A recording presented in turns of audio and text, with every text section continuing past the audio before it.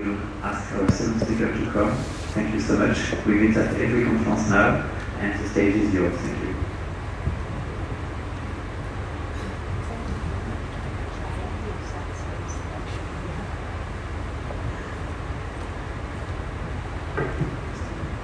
So the person I'm going to be talking primarily about the science of exosomes and the amazing science of exosomes and the truth behind their side effects. I have no conflict of interest, as you will see. I'm not associated with any exosome companies or anything. And I reviewed several articles, about 430 scientific articles, and I've written about 73 articles, I've published 73 articles, and 4 books that have been translated in 12 languages. And all of these references, I'm talking about exosomes, especially in my last The Rhythm of Youth.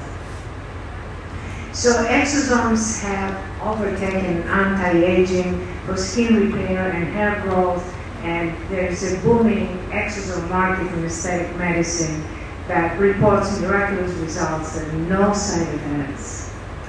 Now, there is a lot of cosmetic exosomes, but my understanding from the research that I read is that basically, unless they reach the deeper skin layers, they cannot help in the regeneration because it's only the deeper skin layers that regenerate. So basically, we need injections to reach the deeper skin areas. And you need like 1 trillion exosomes for systemic change. And there are a lot of contaminants that you have to take into consideration. And also there may be proteins that have been denatured, that means unfolded, that means they give nonsense signals. That means that can be a very big problem. So exosome purification is a primary concern. Now, several doctors report successful exosome isolation techniques and high purity and regenerative results. And but what kind of exosomes do we have available? We have autologous versus non-autologous, and what is the scientific consensus? So autologous are basically exosomes from yourself, and they're fully comparable with the recipient, with you. And the pros are that you have immune compatibility, you have molecular markers such as proteins and lipids that are recognized as the self, because they are compatible, they're in sync with your system.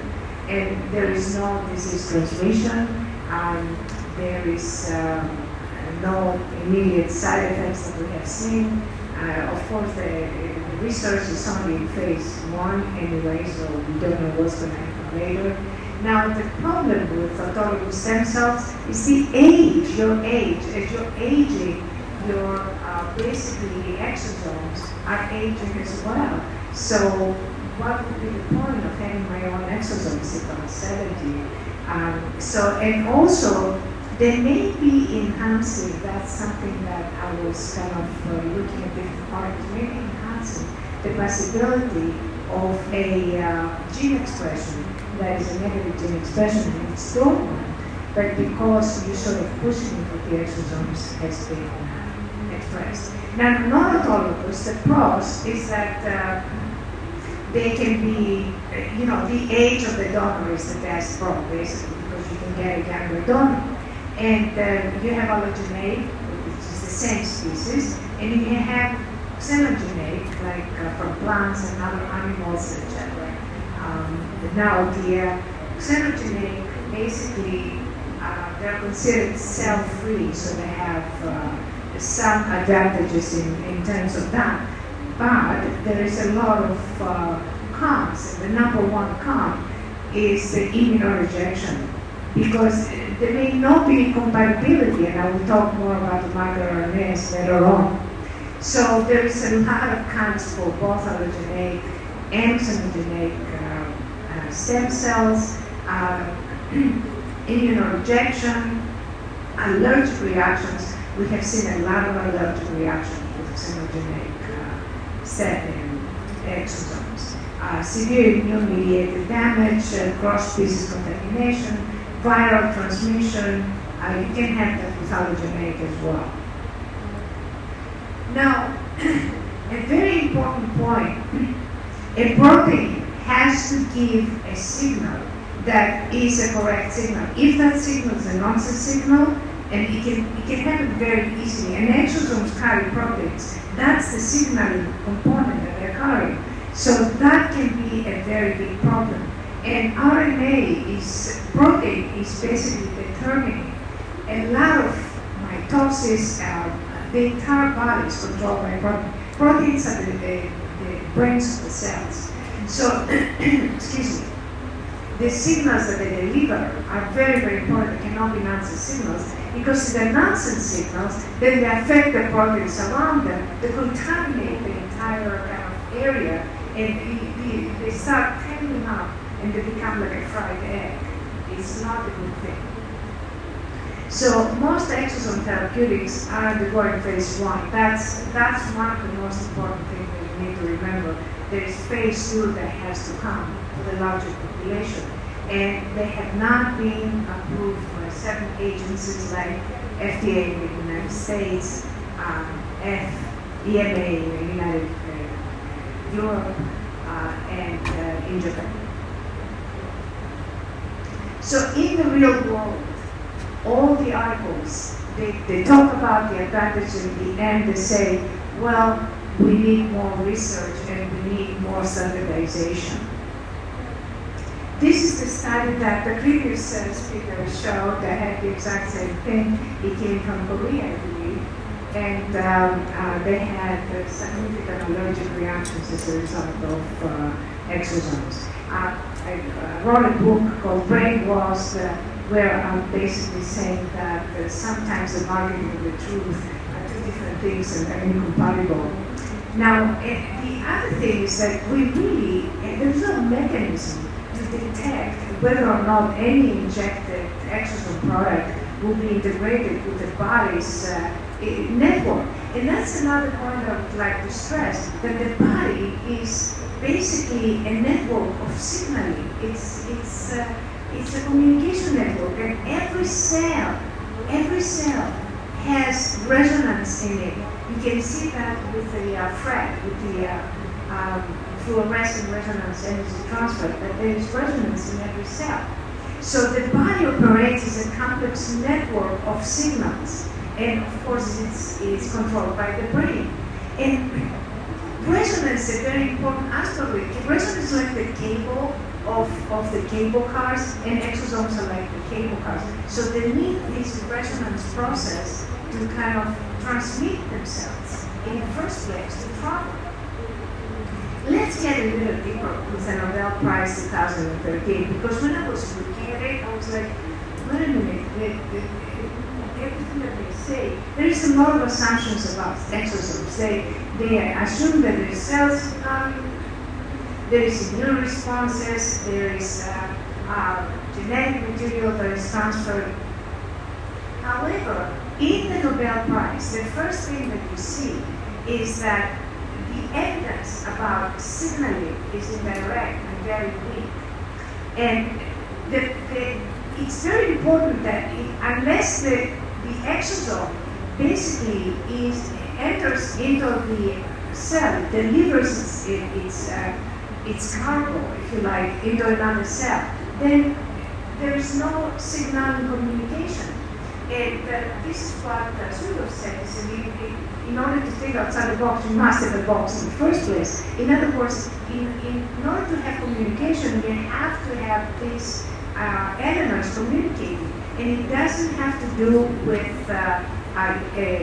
it's the chemical specificity that matters, and not the anatomic specificity. And what you have here is you have three aspects of it. One of them is the genes that I'll speak about in a minute. Then the second one is the protein that is going to be like an anchor of the boat. And then you have these calcium waves or the resonance that delivers the cargo into another cell. And this is the calcium waves. I was talking about the resonance process. This is a very important aspect.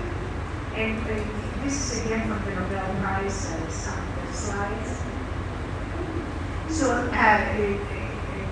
Checkman spoke about how life in a bubble and genes controlling vesicle traffic, and the genes that control like is SEC1, SEC17, 18, 12, 13, 16, and 23.